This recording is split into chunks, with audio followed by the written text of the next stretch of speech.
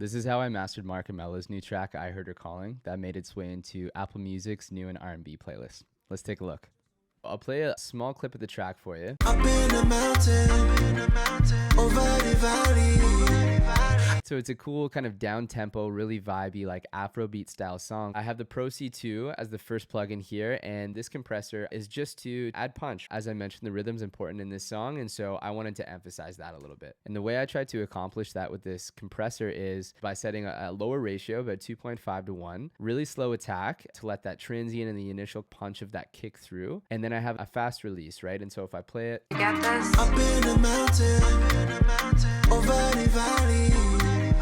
I heard her calling, yeah. to me, I can feel like the track's like grooving a little bit more, and that's what I wanted to accomplish, right? Is just enhance that groove. The next couple of plugins here are for targeting the transients, and so to make this track competitive in terms of loudness, I knew that I had to do some clipping to be able to raise the overall volume. And first thing that I have here is a clipper. It's just standard clip. You'll see it kind of chopping off those peaks.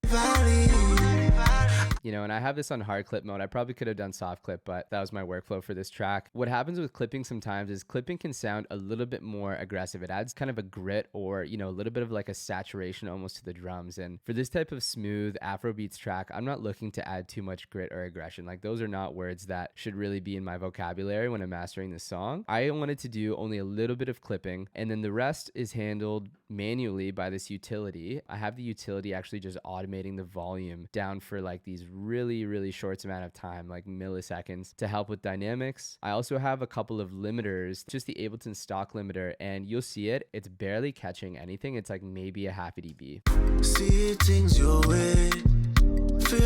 And all this kind of transient control is to help prepare the signal for the last stages, which is just going to be a little bit of glue compression and lastly some limiting. And so after that limiter, I have the API. This is a great compressor to try out some different settings during mastering, and it's just adding a little bit of glue. So I'll play it through. I'm feeling away, feel so new.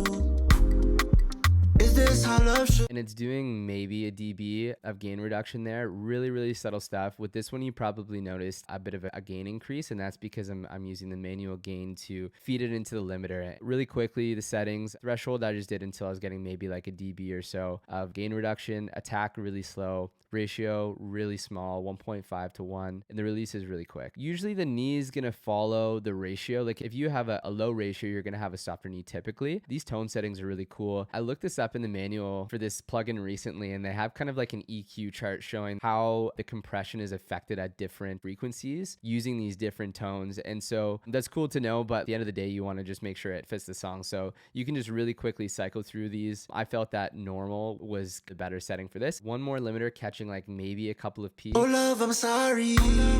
Before the signals finally fed into the Pro L2, just so the Pro L2 isn't doing as much work. Oh love, I'm sorry. And you should. And I'm getting about anywhere between 3 and 3.6, 3.7 dB of gain reduction with this limiter. And the track overall is mastered to about a -9 LUFS. And I felt that that was pretty competitive for this type of genre, but that's going to change per song. So quick summary, it was adding punch, taking care of kind of the transient information and understanding how that's going to affect the compression, specifically like the glue compression with the API, and then final stage limiting. And that's really it. So it might look like a lot, but everything kind of has its purpose along these chains. And I'm an advocate for having a few plugins doing a little bit of work as opposed to one plugin just doing the majority of the work. I find you get better results that way. So that about does it for this dynamics processing. And thank you to Mark for, you know, involving me in this project. I'm glad to see that it's getting some traction for you. If you guys have any questions on the mastering side, or you're looking for somebody to help master music, you know, please feel free to reach out to me. You can find my info all in my link tree on my profile. And yeah, I'm looking forward to working on some music with you guys.